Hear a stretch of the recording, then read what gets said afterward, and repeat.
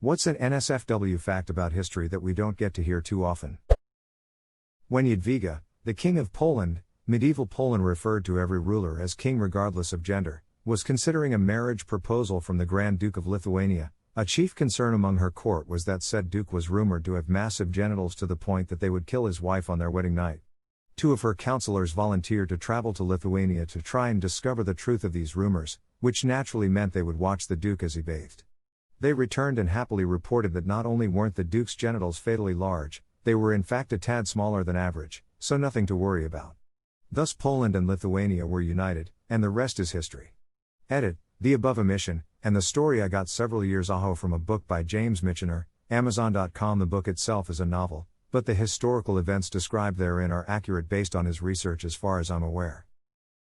Wonder who started that rumor. Probably the guy that was hitting on Jadwiga. Guys, stop laughing, I didn't marry her cause the other dude had smaller dick. The author of Frankenstein lost her virginity on top of her mom's grave. It was a graveyard smash.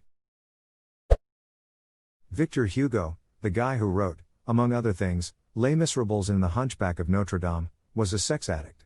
He claimed he and his wife had sex 9 times on their wedding night. When she got bored with this, and I don't blame her for that, it just all sounds way too much, he proceeded to go and bang everyone and everything that caught his eye. When he died, the brothels in Paris were closed down for the day so all the prostitutes could go and pay their respects to him. Fittingly, Paris apparently experienced a mini baby boom 9 months after his funeral, which 2 million people attended. During wartime, some armies would wipe shit on their spears so that when they slashed enemies they'd get that extra poison damage. In medieval times, they would sling dead animals via catapult to spread disease, which was devastating in those times due to lack of proper medicine.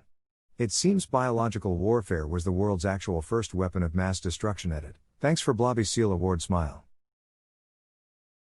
I learned about this in a documentary called Monty Python and the Holy Grail. Monty Python does wonderfully informative documentaries. Try and catch the one on the Roman occupation of the Middle East, which uses the life of an ordinary man called Brian to illustrate the benefits and pitfalls of said occupation. Very enlightening. In ancient Egypt they held a fertility festival each year, and at this festival it was the pharaoh's responsibility to strip down and jerk off into the Nile. Edit. Should also mention that once the pharaoh had finished, men in the crowd were encouraged to step forward and join in, so once a year the Nile River literally tuned into a massive public circle jerk. According to their mythology, the Nile was created when one of the gods jerked off. It's a river of God's spooge. Similar to Milky Way. According to Greek mythology, it was created when Hera was breastfeeding Hercules. Apparently he was a nip biter, and clamped down so hard, she had to violently pull him off from her tit and accidentally squirted her milk around. Edit. Some context, yes, for all of you who are confused because Hera hated Hercules, Zeus sneaked up on Hera when she was asleep and allowed Hercules to suck on her breast, hoping that her breast milk would give him godlike powers. Hera woke up because he was biting her nipple, and she violently pushed him off, squirting the milk. Edit 2, as if Zeus ducked my inbox itself. RIP inbox. When Catherine Howard, the 5th wife of Henry VIII, was taken from Sion Abbey to the Tower of London to prepare for her execution, she sailed in a barge down the River Thames. She passed under London Bridge, where the severed heads of her alleged lovers Thomas Culpeper and Francis Derham were waiting for her, displayed on spikes, rotting and picked at by birds. Henry VIII was spite-made man. Pope, I will not grant you an annulment. Henry, duck you. Pope, what are you going to do, make your own church? Henry, eyes widen. I'll make my own church, with blackjack and hookers. In 1511 a bunch of people in Brussels took part in the building of 110 vulgar snowmen as an act of protest. Edit. It's known as the Miracle of 1511 if you want to know more. From the 13th to the 15th of February the Romans celebrated Lupercalia, Roman precursor of Valentine's Day, which was a festival of love and fertility. Priests would sacrifice a goat and then cut the goat skin into pieces. Part of this they would wear on their heads, and other parts were cut into thongs. The men would then run around the city of Rome naked, hitting as many women with these thongs as they possibly could. Being hit would help with pregnancy or becoming pregnant. So depending on what they wanted, the women would either deliberately stand in the way of the men, or try to run away while pretty much everyone was naked. In another part of the festivities, men would draw names of women from a jar, and the goal was that they'd stay together for the duration of the festival. This would often result in a lot of, intercourse, and sometimes people actually fell in love and got married after they met during Lupercalia. We really watered the tradition down. Damn shame. All the documentaries you see about hieroglyphs in ancient Egypt neatly avoid showing you the fertility rites where the pharaoh's phallus is inseminating the land. The deadliest female serial killer in US history had murdered 35 people with an axe by the time she was 18 years old. Dear Diary, my teenangst bullshit now has a body count. Witches were more often mutilated than actually burned.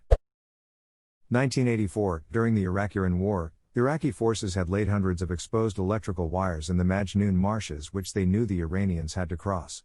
Those wires were all snaked together and connected to large electrical generators. When Iran attempted to cross the marsh with boats, Iraq used just enough concentrated artillery to force the Iran soldiers out of the boats and walk through the marshland. As soon as that happened, the Iraqis fired up their generators and electrocuted thousands of Iranian soldiers in an instant. That's not the worst part. The Iraqis then sent in a road building detail, and collected all of the Iranian dead, and stacked the bodies like cordwood, 5 corpses high, and 5 across, covering them with lime, and then a bunch of sand. They used the Iranian dead to build a road for their trucks to cross the marshlands. The sheer hatred, madness and precision needed to pull this operation off, as well as carry it through, is just horrific to think about. Good old Saddam Hussein. You could have a list of atrocities just from him and his kids. How about the time that NASA funded a study about dolphin communication that ended with one researcher giving a dolphin that was high on LSD a hand job? TheGuardian.com. Didn't it fall in love with a woman? Then when the research was stopped, the dolphin committed suicide by swimming to the bottom of the tank and not coming back up. That's what I've heard. From the article, I got that phone call from John Lilly, she recalls. John called me himself to tell me. He said Peter had committed suicide.